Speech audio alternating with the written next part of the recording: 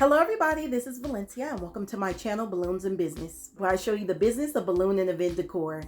So today I want to talk about the business aspect of balloon designing, and I believe that what I'm going to be discussing in this video can not only apply to those who are trying to get into the balloon designing business, but anybody that's trying to start a business in general. I've been doing this business for about a year and a half. I started in January of 2021. I've serviced a little bit over 80 events. Now, I don't consider myself an expert. I am growing and learning in this just like many of you, but I'm hoping that me being transparent and sharing my experiences with you will help those who are trying to get started in this business. So with that being said, I wanted to talk about a concept that I like to refer to as the client expectation theory. And this is going out to all of you who are questioning your prices. You understand that this is a very competitive industry and a lot of people are charging prices all across the board.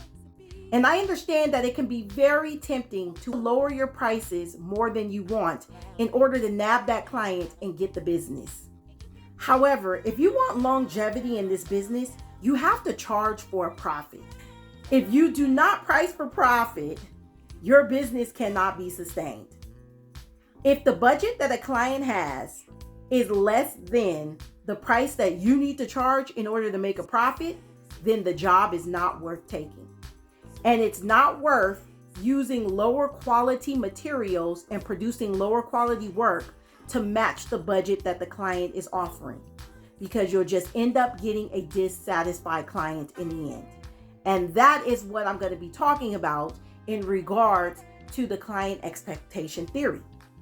According to this theory, whether the client is willing to pay $150 or $500 for a balloon garland, the expectation of quality is still the same. Okay? For example, take those cheap balloon kits that you can buy off of Amazon. If you notice the picture that they use to advertise these balloon kits, they tend to use the work of professional balloon designers. And oddly enough, these balloon designers are not using the same balloons that are in the actual kit. They are using higher quality balloons such as Tuftex, Qualatex, and Sempertex balloons. These designers also produce higher quality work. Now, why would they do that? Why would they not just feature the work of customers who are buying these balloon kits and DIYing them themselves? Why would they not make that the advertising for these balloon kits? I'll tell you the reason. As the old saying goes, people have champagne taste with a beer budget.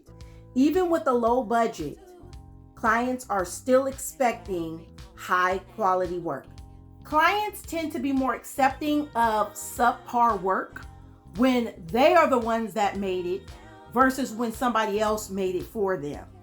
So if they're DIYing a balloon kit and it doesn't come out like the advertised picture, they're more forgiving of themselves.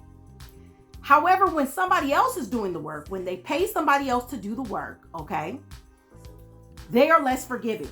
Even when they're not willing to pay you not much more than the price of these Amazon balloon kits, they still are expecting you to produce so much more than those balloon kits. They're expecting you to produce work that's on the equivalent of a $500 balloon garland.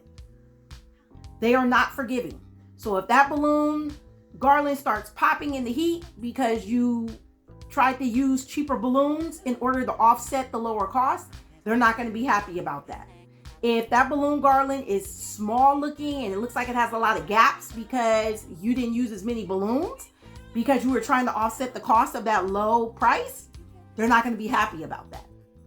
They're probably going to be complaining when those balloons oxidize and you're not able to use balloon shine maybe to, shine them back up again.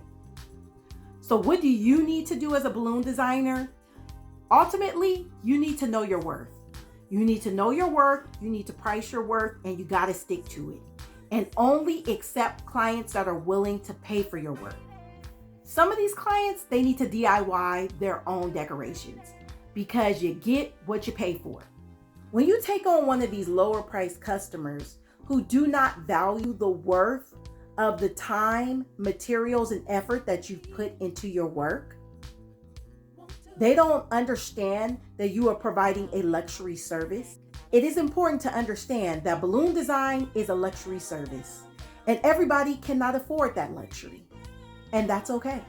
You do not owe clients the luxury of your time, talents, and efforts if they are not willing to pay for it. You don't owe them that. And I would not waste my time going back and forth with the client on the worth and value of your work. Value yourself enough to take on clients that value you. Now, I understand in the beginning when you're first doing balloon garlands and you want to build up a resume, you may want to take on those lower price clients. Try doing that with your family and friends, because I feel like they will be more understanding of your plight, hopefully. And charge them the amount needed to make a nice quality balloon garland. Even though you may not be getting a profit from them, at least charge them the price for the higher quality balloons, so that when you do the balloon garland, it looks nice and you can take your pictures and you have some nice stuff on display. And do maybe about 5 or 6 of these, build that up, a portfolio, and then stop taking lower price clients and hold out for the ones that are willing to pay the price that is necessary for you to make a profit. Not all exposure is good exposure.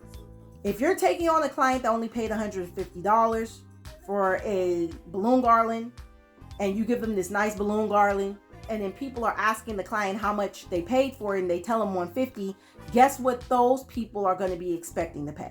It's just going to be a slippery slope from there. It's just going to go down from there, because you've already set the tone and set the precedence for your pricing.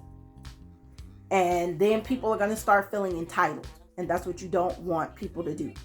You want to be very intentional in your marketing. You don't want to just throw your net out wide and see who catches in your net. You want to be intentional in your marketing. You want to go out there to the places and platforms that will attract the type of clients that are willing to pay the price that you need to charge. Don't go chasing these low-paying clients. Hold out for the ideal clients that you want, because once you start creating a network with the right clients, then you'll start seeing the fruits and rewards of that. Do not worry about competition. Let the competition have the lower price clients and deal with that. You hold out for the ones that you really want. Sometimes the value that you create for yourself is your exclusivity. Some people may view that the wrong way and think you're being bougie, or, think you're being uppity, but you're not. You're just simply valuing your work and your time, and you're asking for people to do the same. And there's nothing wrong with that. So that's all I have to say regarding the client expectation theory. And it's good to have an understanding of this before you go out taking clients, so that you can be more discriminating and discerning about the people that you take on, because it will drive the course of your business. So with that being said, if you enjoyed this video, go ahead on and like it, and please subscribe for notifications on future videos on balloon and event decor. And until next time, I'll see you guys later.